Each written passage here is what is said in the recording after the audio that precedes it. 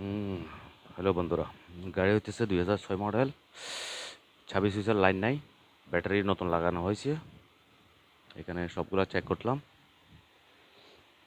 এদিকে সব ঠিক আছে। ফুসফুস দেওয়ার পরও ফুসফুসে কোনো সার্ভিস নাই, ড্যাশবোর্ডের মিটার বুস্টে কোনো লাইট নাই। এখন আস্তে আস্তে দেখতেছি, চেক করার পর কি ফল্ট পাই যে দেখাবো আপনাদেরকে। ভিতরে সব খুলে ফেলছি, দেখেন এক মিনিট। দেখেন এই এখন ফল্ট পাওয়া গেছে আপাতত।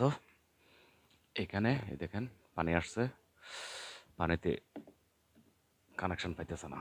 এই দেখেন 26 ইঞ্চে কোনো কারেন্ট নাই, গ্রিন লাইট যেটা জ্বলবে 26 ইঞ্চ দেওয়ার পর ওই লাইটটা জ্বলতেছে না। এখন এগুলা ঠিক করে জানাইতেছি আবার আপনাদেরকে।